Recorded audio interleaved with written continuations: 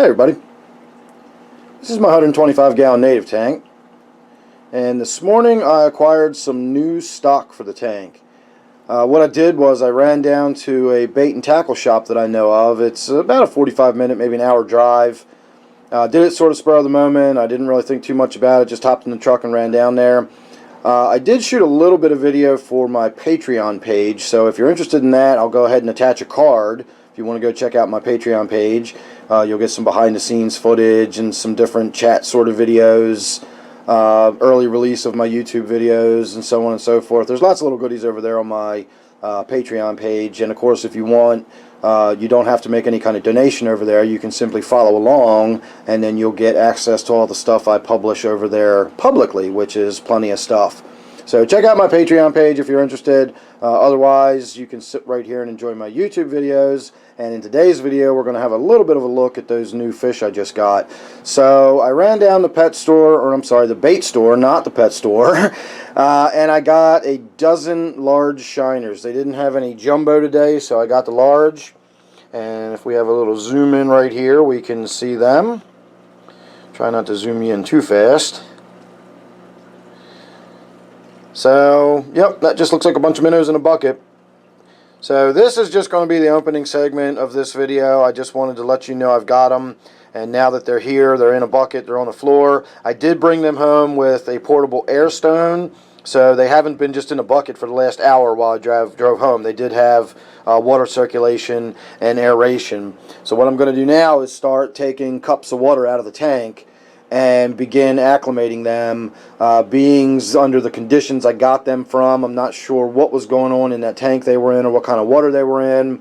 I may do a little testing on the water. If I do, I'll add that into the video later on down the line here. But for the first thing I'm going to do is start adding some of my water to it. And yes, if I do any testing on it, I will remember to scoop a container of water out before I add any of my water to it, contaminating, and that way I'll have a 100% sample of just the water the minnows came home from. Normally I would put a little of my water in the bucket as sort of starter for the way home, but again, ran out the door without really thinking about it. I just decided, spur of the moment, let's do it. I grabbed my bucket, and my little portable air stone just kind of lives in my truck, so that was already there, and boom, we hit the road and went on down. And so I didn't even think about putting some of my water in there to start with. Anyway, let me get going with that, and I will see you here for the next segment in just a moment. Alright everybody, here we go. I've got them out of the bucket, and I put them all in this container. I've been using a 2-cup measuring cup, and about every 15 minutes or so I've been putting 2 cups of water into the bucket they were in.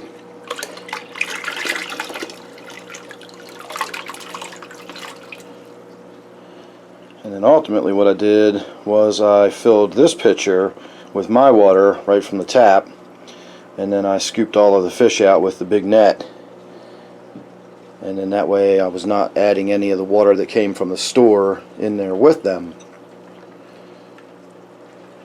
So that's it. Not a lot to see on the release. They're all going to freak out and run around and go crazy for a little while as they look for places to hide. It's interesting, you got this one here, it looks so washed out, it looks almost white. And you got quite a few of the other ones in there that are really, really washed out, pale. But some of them aren't so bad. And these are the same species. I'm pretty sure these are the same species we had in here last autumn. And if that's the case, they are golden shiners. They get really, really pretty. And depending on what kind of water they're in will dictate their color. If they're in very clear water, they actually come out to be a sort of shimmery, silvery with a hint of like this greenish color to them. Really, really pretty fish. Almost reminds me of a similar color to my Moonlight Gourami, that sort of iridescent bluish green that you can't quite put your finger on. That's what they look like if they're in clear water. Oh, look at this.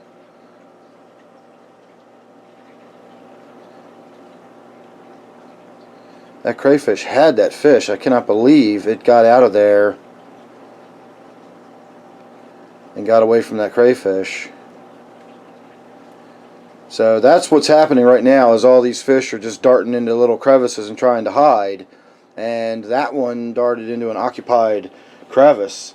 Sorry if you're zooming in. I hate having the zoom on this camera so easy. The zoom is the curse of the amateur photographer. Zoom in, zoom out, zoom in, zoom out.